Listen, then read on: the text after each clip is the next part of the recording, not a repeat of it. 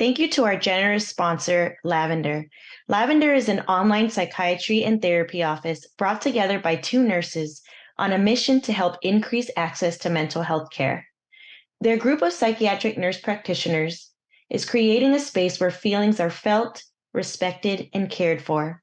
Learn more at joinlavender.com.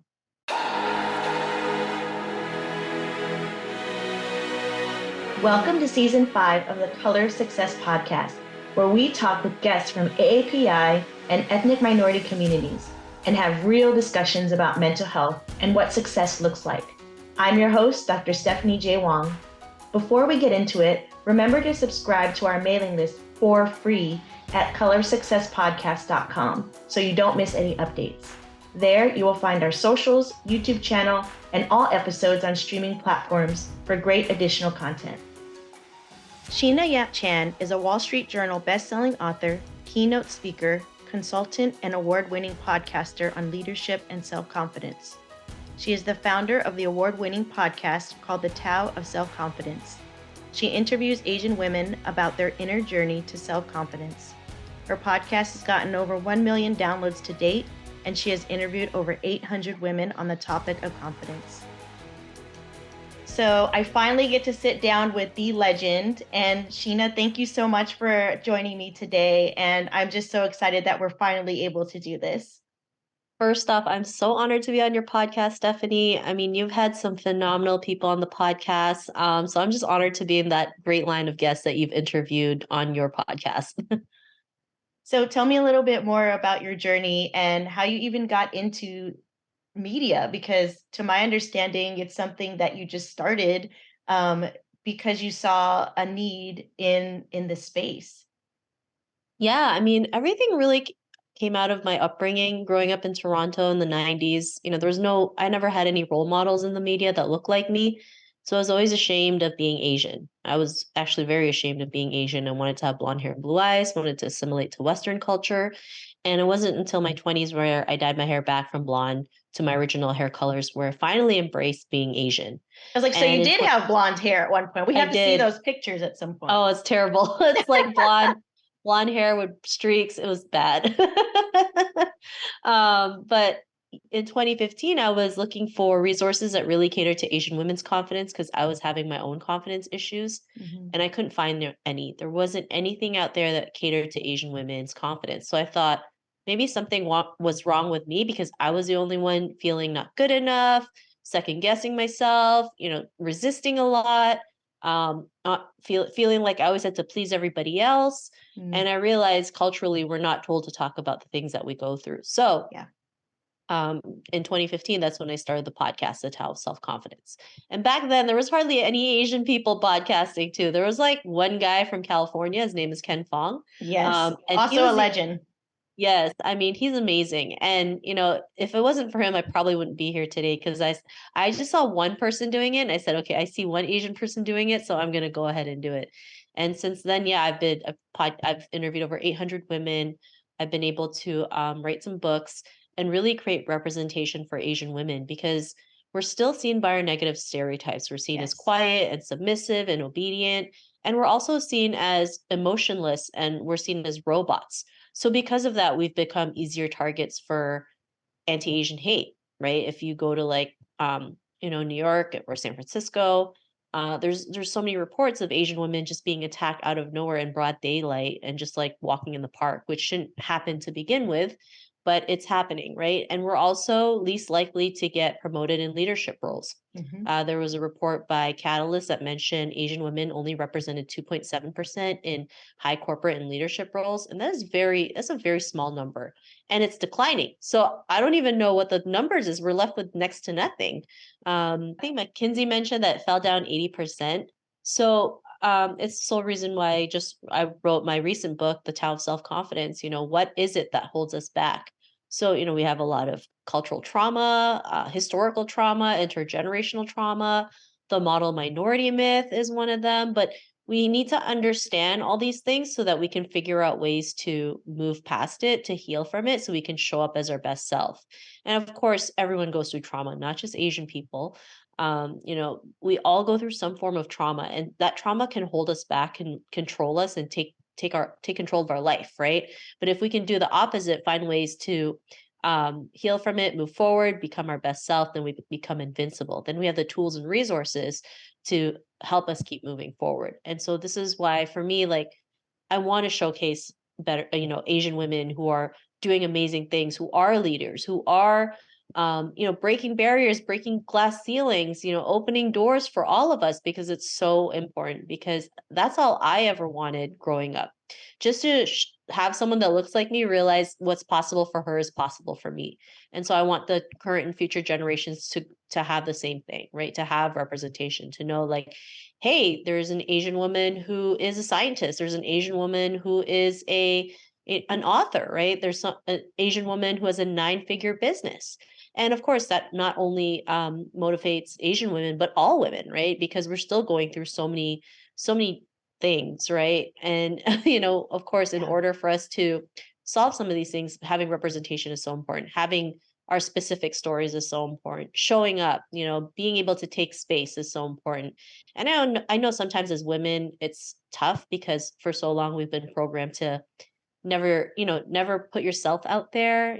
It's too shameful. Don't promote yourself. And then, I look at, like, the Barbie movie and the amazing marketing they've done, and look where it came from. So, um, and that's what media can do. It can really change the narrative. It can dismantle the negative stereotypes, and then we can show up as better, as leaders, as entrepreneurs, as being taken more seriously, instead of seen as that quiet and submissive person. You said so much there that I wanted I to unpack and talk about, because I'll throw in another stereotype, which is that Asian women are exotic, that we're there to meet men's needs. And that's been dating back to the beginning of time, I would say. And you interviewed Lisa C., who is one of my favorite authors. And that's really the historical aspect of it. And fighting against that, that you can still be beautiful on the inside and the out, and it be for yourself and not for someone else, or even males in general, is something that we continue to fight against. The other thing that's really powerful is that you have done that for so many of us Asian women by putting yourself out there and inspiring us. Ken Fong was that person for you. Obviously he identifies as male, but just by seeing someone, that power of I can do it too. I guess I wonder, what does the Tao of Self-Confidence mean to you? Because that is the title of not only your podcast, but also your recent book. Yeah, I mean, so when I first started podcasting, I had no clue what I was doing. I didn't even know what a podcast was. I actually joined a mastermind to learn more about it, because I thought this is interesting, right? People can just listen, they can just hit subscribe, and the episodes just come to you right away. And back then I actually was going to name my podcast The Stripper and have a tagline saying to strip the limiting beliefs away. So yeah, it was a hot mess. I hired someone to do the graphic. It was literally a silhouette of a stripper with a whip, and I shared that in the mastermind, and of course 9 out of 10 were like, "I think you're going to have the wrong audience. I don't think this is it." So I thought I was a failure already, because I couldn't get the name right, and I just had to dig deep and, like, get clear. And so back then, podcasts were on iTunes, right? And so I was looking at other people's podcasts, checking out their titles, and a lot of them had the art of, right? Like the art of confidence, the art of cooking, the art. And I was like, okay, the art of is good, but I didn't want to be another the art of. And Hmm. so, I just started looking something that was closer to my culture. And so I saw the word Tao and what it meant. And it means the way, right? So the way to self confidence. And that way can be many different ways, right? Because there's no one way of building confidence. We're all different. We're not going to build confidence the same way, but being able to learn from other people who have been able to overcome their struggles, who have been able to boost their confidence, maybe it can help them, right? Having that relatability factor and being able to share these stories that, confidence, like, we all struggle, right? We all been through bad things. We've all been through self-esteem issues, but we can overcome it, right? We can do the work and be our best version of ourselves. And so, for me, the stories are important, the representation is important, being able to talk about confidence is important, because I mean, a lot of people deal with confidence, a lot of people, even companies, a lot of them say their employees, number one thing they really deal with is building confidence. Mm. And I totally get it, especially as an Asian woman. I mean, it's hard sometimes, right? Especially when you're seen by the model minority myth. If we say something, they're like, well, I thought you guys are quiet. Why are you saying something, right? Why are you asking for stuff? You don't need help. Um, why are you complaining? You're supposed to be hardworking and never make any noise. And all those things hurt us, of course, right? Because Mhm. especially Asian culture, we're seen as a monolith, right? Everyone thinks we all come from China, not really realizing Asia is made up of, 50 different countries, languages, traditions. So we're all not one race, the biggest population in the world is lumped as one race, which is really unfortunate because that's how the anti-Asian hate started, right? Because everyone thought the pandemic, the COVID came from China, and that Yeah. even people who are Latin were also targeted because they were mistaken as Asian. You talked a little bit about feeling like a failure from the jump by naming your podcast possibly The Stripper. We can laugh about it now, but it could have ended right there. You could have been like, "Oh my god, like I can't do this." So what propelled you forward and what continued tools do you use when you do have hits to your self-confidence? Yeah, I mean, I think having a big purpose was really important. I really, really wanted to create better representation for us. I wanted to provide something. And so, yeah, I did almost quit because I thought, oh my God, I can't get the name right. I'm screwed.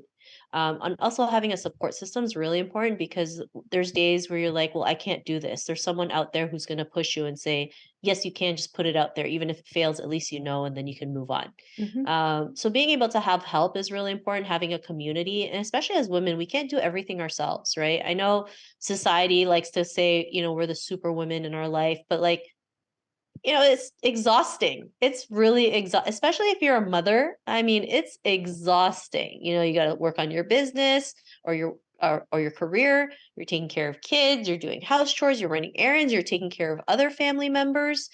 And it's like you don't see men doing that, right? Like they're always collaborating, they're always outsourcing, they're always not doing everything themselves, right? If they can't do it, they'll find someone else who will do it. So this is why I believe like support is important, having asking for help is really important because there's going to be days where you just feel so low, someone just needs to give you that boost, right? A little pick me up. And we all have blind spots. So of course, we can't see them because they're called blind spots for a reason. So this is why having like a second or third pair of eyes to pinpoint those blind spots is important so we can course correct and then you can move on better than ever. I mean, if you have a rear view mirror to check out the blind spots while you're driving, I mean, wouldn't it make sense that you need someone to help you out as well?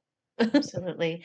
And I smirked and chuckled when you said superwoman because in my book that I'm in the process of editing right now, that's the whole thing is that this expectation and what we put out there on social media is, oh, we are doing it all. And that's far from the truth in that it's a hot mess sometimes back there, actually more times than not. And we're really trying to keep everything all together because that's what society expects. And then when people have mental health issues, they're like, what? Like, what's going on with that person? And so I think it is so important to mention that piece of there is this facade out there that, everything should be maintained. And really, there's so many things that we're juggling. And I'm really trying to dispel that myth in my book as well. And so tell me a little bit more about, Asian women who boss up. We, have a lot of people that we have crossed paths with, and how that project came about. Yeah, I mean, this project actually came out of the pandemic like 3 years ago when we were all stuck at home. I met a lady online who started a book series. And, as we were talking, she mentioned, well, why don't we create a book highlighting Asian women? And I was like, yeah, why not? I mean, what's the worst that can happen? We were all stuck at home. Um, you know, like even if we did this and the worst thing that could happen, at least we know versus not knowing versus not doing anything. And so we just start, putting the work in, asking people who'd want to be a part of it and just went for it, right? We were committed. If it took 2 years, well, it's gonna take 2 years, but gladly it didn't. And then since then we have 10 books. We're coming out with our 11th book. And this book, came out at a time when anti-Asian hate was like on the rise. And we didn't plan that, of course. I mean, I guess it's just divine timing. But being able to have, 16 women on the front cover of a book, 16, not 16 women, 16 Asian women is so important because when you look at the stats in publishing, I mean, I think Asian Americans make up probably like less than 4%. And then it's the ratio of men to women is even worse, is probably like 3 to 1 or 4 to 1. So we're left with like nothing. And Yeah. so this is why it's so important because we need these stories, right? That we could relate to. We need to um, have something that we can have as a support system, right? If you're not ready to seek a professional mental health therapist, reading these stories could help, right? And it doesn't matter what culture you come from, you can always relate to any of these stories, right? Like we had one woman who was diagnosed with breast cancer and sued by the FTC at the same time, and it's like back to back. So imagine trying to get out of that, right? Um, and another girl who was migrating from Vietnam to the US on a boat, got stranded in the Atlantic Ocean for a week, almost got kidnapped by Thai pirates. And I didn't even know that was a thing. Got saved by the Navy SEAL and was able to move to America. And that's only a fraction of her story. So, having these stories are important. Having specific stories is really important because for so long I would always be rejected because someone would always tell me I cater to a specific audience or my story is too specific. But for me, it's like, what does that even mean? What makes it specific? Because of the way that I look, because I don't fit a certain mold. You would never tell anybody, who's considered a majority race that they can't, their stories are specific. So why is it that I'm constantly told that my story is too specific? Having But these specific stories is so important because we need different solutions. We need to see things in a different perspective. We need to learn other people's cultures so we can live in harmony instead of going through all these crazy attacks that we're still going through today. And a lot of times there's different perspectives on race, one of which is color blindness, saying that race doesn't matter. So I guess I'm wondering, how do you respond to that when people say that? Sometimes, sometimes like I don't like to fight people that I can't like there's no compromise if that makes sense. Like for me it's like if you think that way that's great, I'll let you be and I'm just going to keep moving on. Cuz sometimes we put all our energy into one person saying something that doesn't make sense. And then no matter how many times you tell them, they're not going to listen. So it's Mhm. like, I'm not going to waste my time and energy on that. I'm going to focus it on just spreading the message, just sharing just sharing the message, the purpose, why I'm doing what I'm doing. And I just keep moving. Because if I pick a fight with every single person, it's going to be too exhausting. Yeah. So one thing that, and I don't know how you feel, I'd love to get your take on it, is we put ourselves out there a lot, pictures, stories, and even me as a therapist, I have to balance out like safety of my family and things like that. So it's more of me. But there's a vulnerability there. And one of the posts that I love is when you said, F ageism, this is who I am. I'm aging. And, I struggle with that too. I'm like, I love being called 26 when, I'm not. But the reality is that we are aging and there's a certain perception about that as well. So how do you lean into that and just kind of throw up the middle finger in I that mean, sense? I just, keep showing up, right? I mean, of course it's not always easy to show up, right? I mean, I still like have to second guess myself if I should just put myself out there or not. I mean, I'm human, right? I'm not always going to be 100% confident, but one of the things that I love is like Vogue Philippines has done two magazine spreads. One was a cover of a 106-year-old tattoo artist in the Philippines, and she Yeah. was the oldest model in the Vogue cover. And I loved it because, there's it shows her strength, what she's been through, her natural beauty, her authenticity, and that makes me realize like age is nothing but a number. And as women, we need to stop saying that, we are, we're obsolete at a certain age, right? Because we can do anything that we want. In fact, a lady in China who did the chili oil sauce. I mean, she started her empire at 50. right? And now she has a chili oil empire. She's known as the hottest woman in China. Um, and then last month, or the August issue of Vogue Philippines, they did another spread called Ladies Who Launch. And it's basically 5 women who are elderly, but in different fields like cooking, a scientist, arts. And just, it was just really beautiful that they showcased all these women, aging gracefully, wrinkles and all, white hair, because that's what happens when we get old, right? We're gonna wrinkle, we're gonna have gray hair, and just seeing that is really beautiful. And a lot of people have like loved it, right? I shared it on Facebook, and I think it's still like it's gotten like 20,000 likes, like over 15,000 shares, and I didn't expect that because we never expect things like that. But this is the type of content that people are craving for, the authenticity, showcasing this, the inspiration. Even when I shared um, the first cover with the tattoo artist on LinkedIn, it's gotten over like 30,000 likes, and I was like, what is going on? And it's from everybody around the world, right? Yeah. So to see that is really amazing. It shows that this is the kind of content people are craving for, because we can't relate to women um who are fully edited, right? Like if you see a before and after of a photo shoot, they edit so much, right? Like if a person's sitting, there's a stomach, like you see the line in the stomach because we all have it. Our gut's gonna fold as we sit down. I mean, they edit that out, right? They'll, make your arms and legs skinnier, even your face a little bit longer. So we can't do that in real life, right? The only way to do that is through plastic surgery. Yeah. And then, plastic surgery is like a booming business. I mean, like you were in Korea, I'm sure you saw like a plastic surgery office at literally every, Oh, yeah. And right? I think that it's, widely accepted there. It's one of the plastic surgery capitals of the world to go to Seoul. And I think there is this idea of embracing your age and really doing so in a way that's natural. And I think the more and more people put themselves out there in that way, we can start to see that representation. Yeah. So, what about people starting in their 40s, 50s, 60s, et cetera, in media and, podcasting and writing and things like that? What are some of your tips or lessons learned from your journey?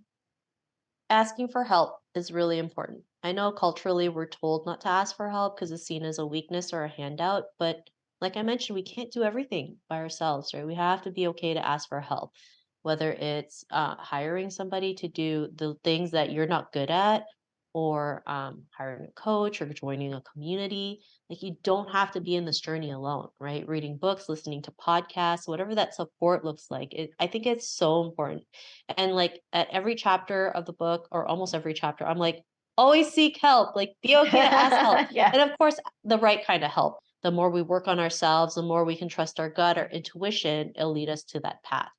And I mean, especially after the pandemic, everyone is going, like, there's a mental health crisis, right? Like, everyone is still trying to heal through what happened through the pandemic. Yeah. And then, in our community, just the trauma of being attacked, these unprovoked attacks, especially in our elderly, like it's frustrating to see that, right? Because that could be our grandmother, that could be our mother. And it's like they can't even walk outside on the street without fearing that someone's going to jump them, right? Or you look at New York, like women can't even go on the subway because they get super paranoid. And other people can't understand that because they've never been through that. They've never had to worry about someone attacking them based on the color of their skin or their cultural background. But I've spoken to a lot of Asian women who literally have to watch their backs as they're walking to their car or walking to their home. And, like the death of Christina Lee last year, right? Someone followed her into an apartment Yeah. and killed and murdered her, right? Which is horrendous. Um, and as I was sharing that, one person was like, well, why is she going home late at night? And I'm like, excuse me, that's your question? What about why did the guy follow her late at night and decide to kill her? Right? Like, what's his problem?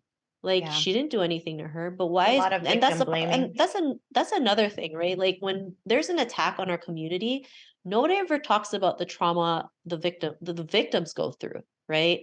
The PTSD, the anxiety, it's always, the attacker is going through a mental health crisis. And it's like, we're all going through a mental health crisis. It doesn't give you the reason to attack somebody, right?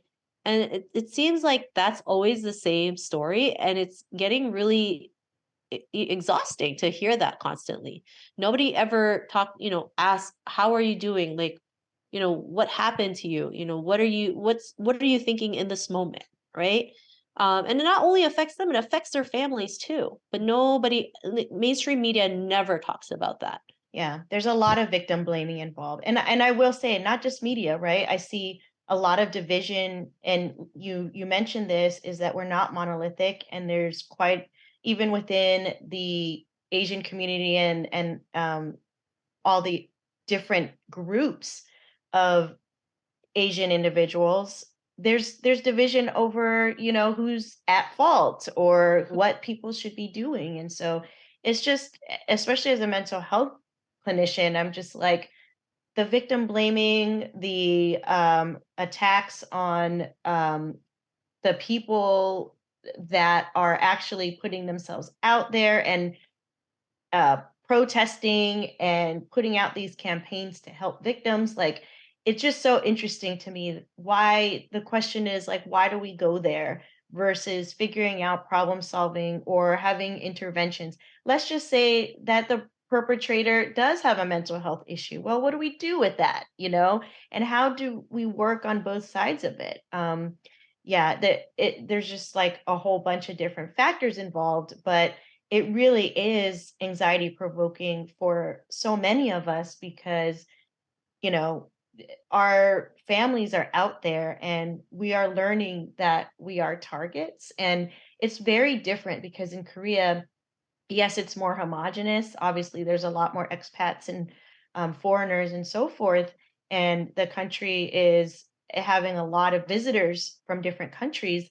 But there's a level of safety that I felt there with my family that I don't feel, in California, which is very, very interesting because my friend let her younger daughter just kind of have a very, in my opinion, very healthy distance from her. And I was like, oh, hey, come back, come back. Mom wasn't freaking out at all, and I think it just shows that there's a cultural aspect that we're all going through that is in a mental illness, so to speak, on a larger scale. Well, transitioning to all the things that you're putting out there, I'm wondering if you can speak a little bit more about how people can find your books, find your podcast, and really connect with you and follow all your wonderful work. Yeah, for sure. So with the Tao of Self-Confidence, you can get on Amazon, Barnes and Nobles, or you can check out my website, SheenaYapChan.com. There's also a free quiz where you can unlock your confidence personality. So it's a quick quiz. You'll get the results right away. For the podcast, the Tao of Self-Confidence, it's on all major podcasting platforms like Apple Podcasts, Spotify, Google Play. And you can also go to the website, the Tao of Self-Confidence.com. As for me, I'm literally the only Sheena Yap Chan on the internet, so I'm really not that hard to find. I'm on Facebook, Twitter, or now X. Sorry, I missed the Bluebird, so I'm still not getting used to the X, but it's on Twitter. I'll still say Twitter, Instagram, LinkedIn is actually my favorite social media platform, to be honest.